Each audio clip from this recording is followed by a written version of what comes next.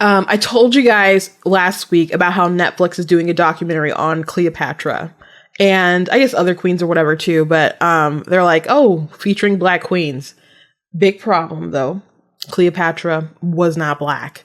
And so I want to show you guys these two videos. One I came across, I think before we were leaving for church yesterday, my sister showed me a video. One video with a woman talking is the one my sister showed me. And I'm like, oh, that's really good. And then I showed her this other video that I'm going to show you guys. And she was just like, because he just went in. He went in. And so I wanted to show you guys these two videos because I think they put it so well that it was best to just kind of show you. And I'll add my commentary if I have anything else to add. But I think they raise such interesting points that I think people need to really kind of sit down and analyze why are we at this point where we have to go into history and edit history. And it's not just like Black people doing this. It's the LGBT community is really doing it too. Like, what do you mean such and such wasn't transgender because they wore a tunic or something? So people are trying to retroactively edit history to fit their different agendas and stuff. But this is a blatant example, and there are others. So anyway, let me show you this first video, and then I will show you another one. I beg of you, can we put on our common sense cap? Can we put on our common sense cap and have a conversation about this? And I'm saying this out of love. I'm old, so I do the heart like that. Queen Charlotte of Mecklenburg-Strelitz had 500 years. 500 years separated her between her and her Black ancestor, alleged Black ancestor. She was born in the 1700s. This alleged Black woman, who by the way was a mistress of King Alfonso, existed in the 1200s. We can't be that goddamn desperate to claim Blackness in this white woman. We gotta stop this. Me, the Black woman sitting in front of you, am more white. I am closer to my white ancestry than she would have been to her alleged Black ancestry. Why are we so desperate to make her Black? What? I don't need Queen Charlotte to be Black. Why? Because I have Nefertiti. I have Queen Nzinga. I have Hatshepsut. There were Black queens for real, for real. We don't need this to happen. I don't need Beethoven to be Black. Do you know why? Because I have Chevalier, an actual Black man that was really a composer and a musician. What? By the way, they've made a movie about him and I cannot wait to see it. I'm so excited to see this. I don't need Babe Ruth to be Black. Why? Huh? You wanna know why? Because I have Jackie Robinson. I have Hank Aaron. Actual Black men that were playing baseball.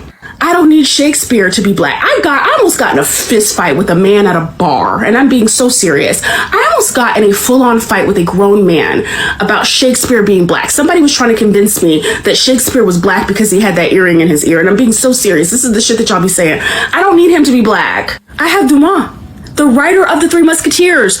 His mother was Black, and he acknowledged his Blackness, by the way. Y'all, we have people that looked like us, that represented and acknowledged their Black ancestry. We have people that did stuff. We don't have to look for ourselves in whiteness. It's a disease at this point. And I'm so passionate about this because there are Black people out here that are looking for themselves in whiteness. You're not gonna find yourself, baby. You out here trying to make Queen Charlotte a Black woman when she had 500 years separating her and her alleged Black ancestor. Not when y'all sit up here on TikTok and look at these biracial people and accost them and demand that they show pictures of their parents and their grandparents to prove that they Black. I'm not gonna let you get away with it. Not over here. So many great things about that video. Dumas also wrote The Count of Monte Cristo. So just a whopper of a talent.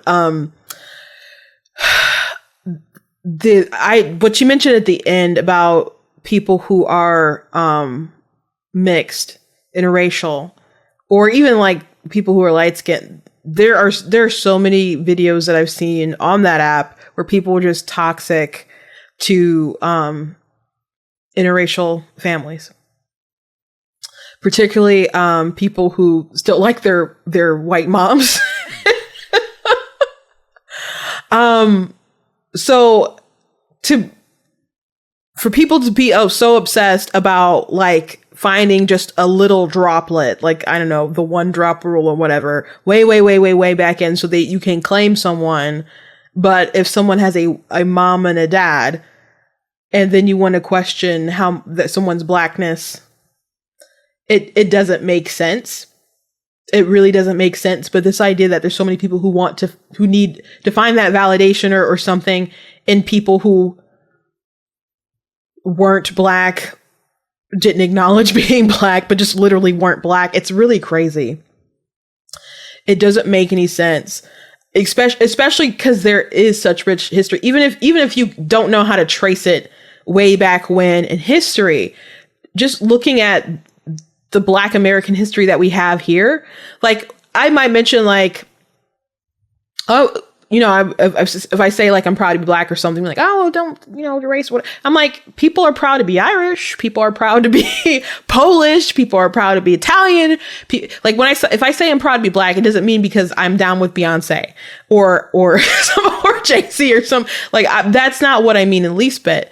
I mean that when I look back at American history and the underdog story of, though I'm not a fan of Obama, just like how we got to that point of being enslaved to coming up to taking the top spot, you know, hearing out stories and people like Frederick Douglass and Harriet Tubman, you know, and the stories that Jesse Owens and Jackie Robinson and the first black congressman that in the 1800s, not in the 90s, in the 1800s, and some of their stories that could be told that aren't told. You know, I have a shirt that says "Be better, not bitter," and I like that shirt a lot because I don't see, when I read history and look at these people, I'm like, these are people who just wanted to create a better world for everyone. You know, they had to be firm at times and stuff and push people along to a better pathway forward. But there was still optimism. I see such bitterness today. Just anger, just outrage. And not people who really want to build, people who really want to destroy, you know, reconstruct. Excuse me. And I'm not a fan. I'm not a fan of a lot of so-called leaders today. And the song Lift Every Voice and Sing, which I've always really liked, there's a lot of controversy surrounding it because it was played at the Super Bowl as the Black national anthem. And just to be frank with you, I have an article about this on blacktnews.com. I'm not going to argue with you guys about it right now, but yes, people have been calling it that. And I've called it that. I think I've called it that longer than I knew the actual name of the song, which is Lift Every Voice. It's not because I want to go to Wakanda or start my own nation or something like that. It's not because I think that there should be two national anthems. It's just kind of more like an affectionate nickname. It's not like it was never to create this sort of animosity that exists. And I do think that people are using it to kind of put in a wedge between people and like things that are supposed to unite us, like the flag and the 4th of July and Star Spangled Banner. I do think that's actually a thing. I think the amount of animosity and pushback that the ferociousness which some conservatives push back against it, I think are kind of unhelpful. But for that balance, please go check out that article because I don't really want to jump into it. But there's two lines in the song that I really, really love. I do like the song as a whole, but it's sing a song full of the faith that the dark past has taught us, sing a song full of the hope that the present has brought us. So even though that we've been through all of these harsh and horrid times, we've persevered through it all through our faith in God, you know, that we've been brought to the present time. And because we've made such progress, we can have hope for the future because we know where we've come from. So I want people to have that optimism. I know I talk about a lot of dark stuff on this show, including the segment that we just had before, but about all the crime. But I think it's important to still hold that optimism and remember the dream and the promises of things that were in the Declaration of Independence and the greatness of our Constitution, and feeling grateful that it applies to everybody, at least because it didn't always. And it's a good thing that we can continue marching forward. And there's still so much that we need to do, that we need to fight for. So, and it's okay to acknowledge that America isn't perfect, but there's so many people who want to burn it to the ground, who want to burn down some things that have made it truly great, to build some kind of, dystopian fantasy. And I really don't appreciate it. But there's so many things that you can look back and be proud of. So why are we so thirsty for validation in these people who aren't us? It doesn't make sense, especially since, like, if there's things that you appreciate about people who like she mentioned Babe Ruth, you can still like Babe Ruth and respect Babe Ruth without being like, oh, he was black or something. You can still, like, Peter Parker, for example. I don't like how there's like a bazillion Spider-Mans, by the way, but people really are, push Miles Morales, even though I think the Eric July has a bunch of content, I think, on Miles Morales and stuff, but Spider-Man will always be Peter Parker to me. And I'm not saying they can't do all the different universes or whatever. It is what it is. But Spider-Man will always be Peter Parker to me. And people always loved Peter because they related to Peter Parker. Like Superman, there's a lot of things people can relate to, wholesome sort of whatever. But he's still, godlike as far as his powers and all the other kind of stuff. Marvel's characters versus DC characters have always seemed a bit more relatable, or at least, I don't know, that's what the commentary that was always kind of surrounding it. But Peter Parker, he was a guy who did a wrong thing, had to live with the consequences, talking about his Uncle Ben, and had to take that lesson that his uncle tried to teach him: with great power comes great responsibility. And so he's just trying to live up to that promise and that oath, that code, especially because he remembers what happened when the time that he was selfish, that he lost someone who was close to him. But he's, couldn't afford the web cartridge fluid stuff. And he started as a young, teenager going into adulthood and stuff. But there was, he had girl trouble, had to pay his bills. There are things about him that really related to people.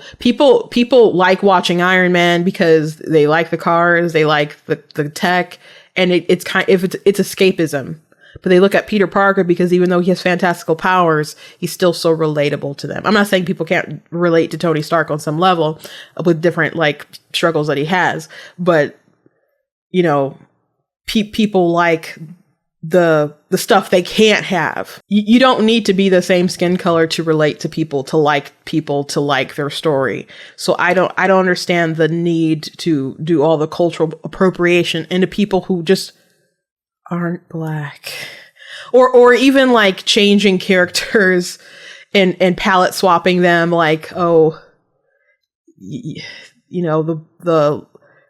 right now we got the Black Little Mermaid coming out, and the Tinkerbell. And so many people said, I don't care that she's black, I just wanted her to have red hair. I don't want to get too big rant about that today because I've ranted about it too many times. I just don't get it. I don't understand the route that they went with that. So I'm going to show you this other video that's specifically about the Cleopatra thing. This video maybe he went off. He went all the way off.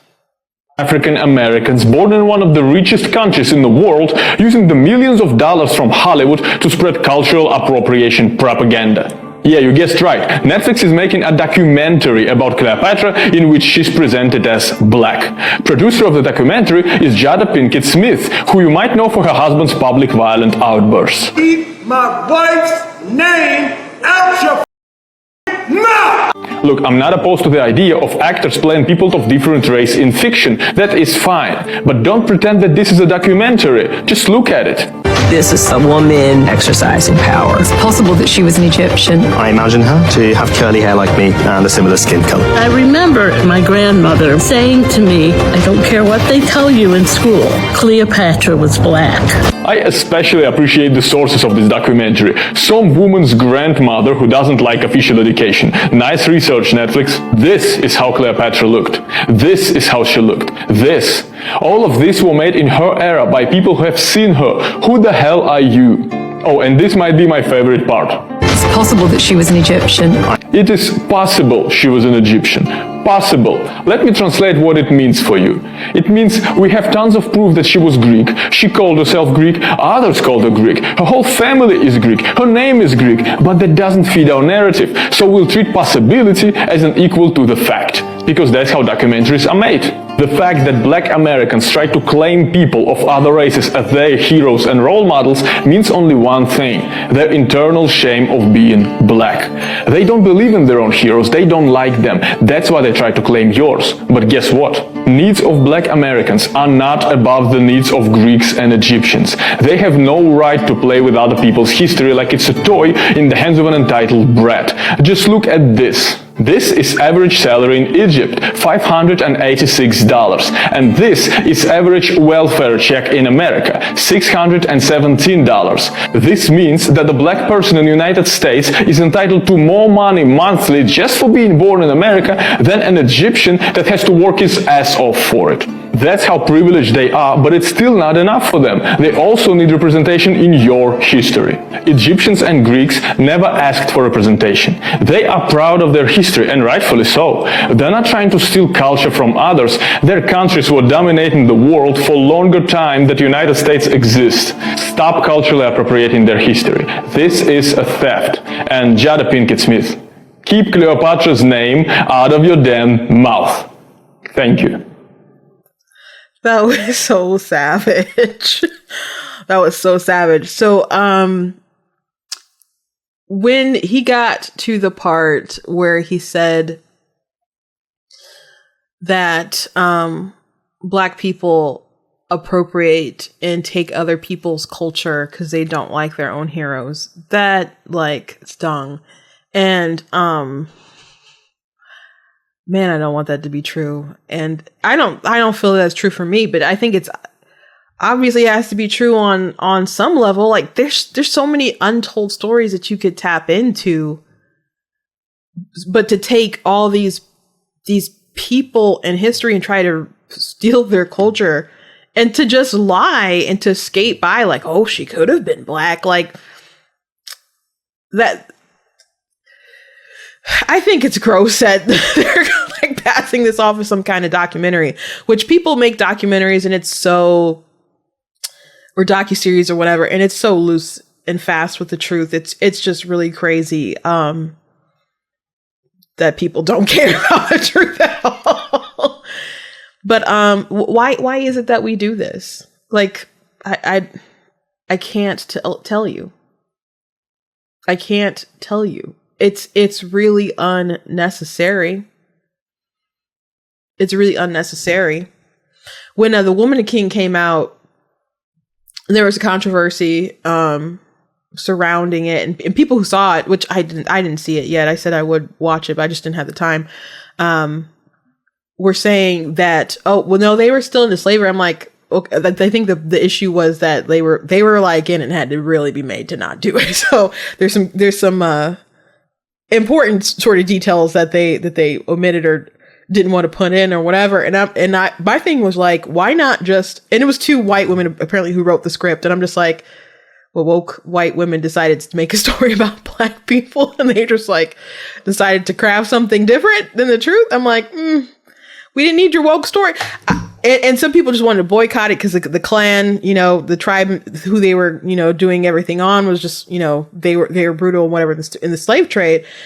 In my opinion was like, they could have just been, I like history. I think it's fascinating. It's very complicated. And if it just kind of was what it was and they told a more accurate sort of piece of history, I I still think that would have been interesting, and I think there probably would have been less controversy about it, and still probably would have watched it and been more likely to have gone and seen it, because I think most people who are mature can recognize that life is messy and life is complicated, and it is today, and it certainly was back in the day. At the same time, people do take creative license with stuff, but this is supposed to be like a docuseries, and what is wrong with Jada Pinkett and Netflix for producing this?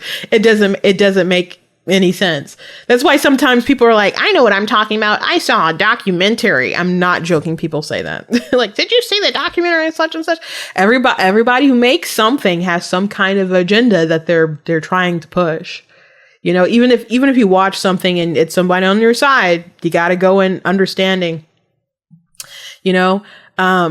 I think the great thing about like Matt Walsh, for example, his "What is a Woman" thing is that the concept is really so simple, and you just kind of allowed people to let themselves look ridiculous, and I think that was pretty much probably an accurate representation, because everyone in real life who tries to argue about that stuff basically has the same sort of point of view. But there's other like documentaries and stuff, and it's like, this is obviously like toward a particular side, and they're omitting certain stuff. So just be aware when you watch certain things that it's just not true. Teen in the chat said, yeah, he went off. He really went off. But yeah, not respecting their heroes and stuff. People complain about that, like in a modern sort of superhero movies and stuff like that. But thinking about it like in a historical context, perhaps that's true as well. Or maybe a lot of it is just kind of out of ignorance and people not knowing certain stuff, And maybe there's too many people trying to, validate themselves. Like, you are who you are, and other people who are who they are. Like, just live your life to the best of your capabilities and don't try to find validation in other people. But if you're learning about things, it's probably not good to wait to learn it from a movie that comes out. Like, go read a real book, a real history book, and you can learn yourself. Not everything needs to be adapted to film. I think it's cool when things are adapted to film, and I like watching historical pieces and drama and whatever. And when I watch something, I will go and I'm like, Googling information while I'm watching things, because I'm like, is that true? And I'm looking and reading and I'm researching. So it is like a catalyst point, can be for a lot of people, but it's well within your power to go research different, African tribes or heritage or folklore or other historical people who maybe you don't see get a movie made all the time. It's well within your power. Like, people are like, we need to learn more stuff in school and blah, blah. I'm like, as a child, there's only so much time you want to spend in school. But as an adult, you have so much freedom to learn whatever the heck you want. And instead of watching like dance videos on TikTok, you could, go to history TikTok, or you could go to the library, that's on you. That's well within your power.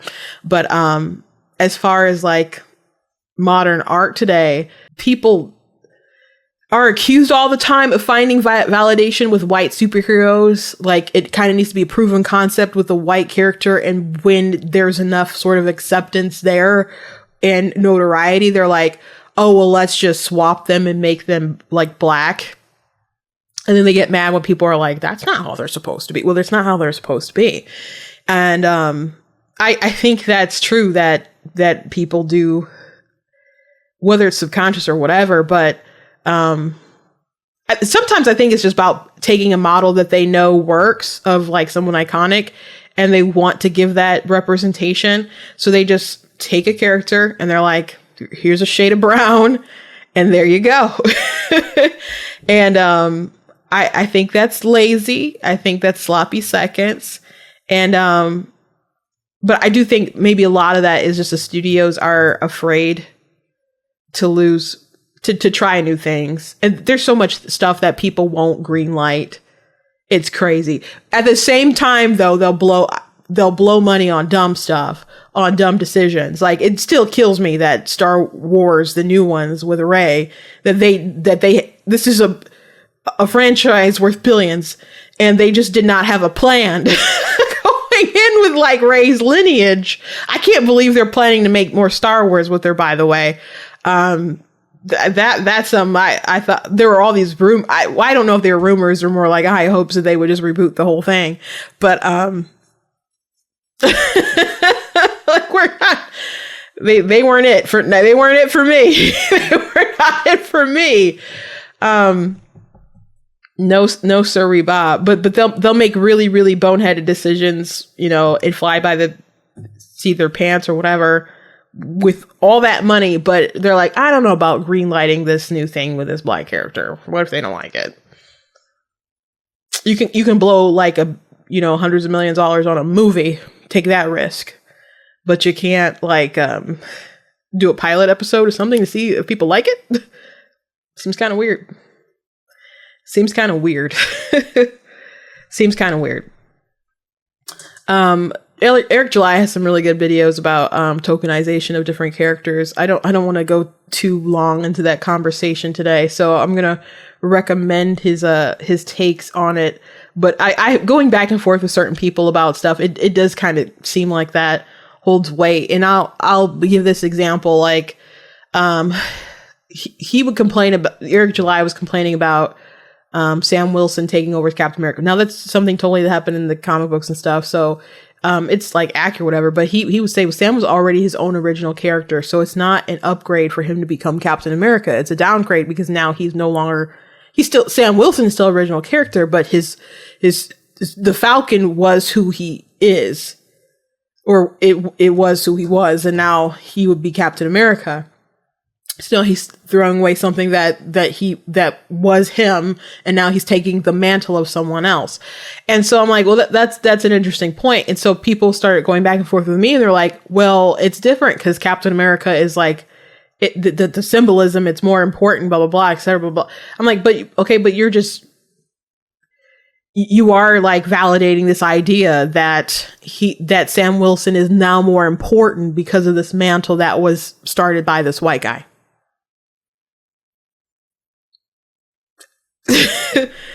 So I'm like, so you're just kind of proving Eric's point. And I'm not against Sam playing Captain America. I think that was obviously the smart thing, I guess, moving forward if they wanted to keep that character around. I think that's kind of what, I don't know how well like that film and stuff is going to do, but and I do like the actor. I'm not gonna watch it though. You guys know I don't watch that stuff anymore. But and even when people were like, no, it should have been Bucky, I'm like, Bucky still had like stuff wrong with his mind. Sam's been with Cap, like that's his friend. I get that, but Sam's been with him. Like it makes sense that he would entrust Sam. To me, so I went back and forth with some fans. I'm like, no, Sam out of the two it made sense to be Sam, but people thinking he's now a bigger deal because he is Cap. It just kind of, it did lend credibility to Eric's point. I think it did. And then the conversations just kind of continued, and the more they talked, I'm like, you're just enforcing the point, the argument. But anyway, just some things that we need to, I don't know, keep in mind. But those are two really good videos, and I wanted to share with you guys. Thank you for watching my video. Make sure you go to blacktnews.com and check out different articles, different videos, and also check out our merchandise. If you like what I do, you can also support at the website on the donate page. Make sure you hit that subscribe button and also that notification bell. God bless.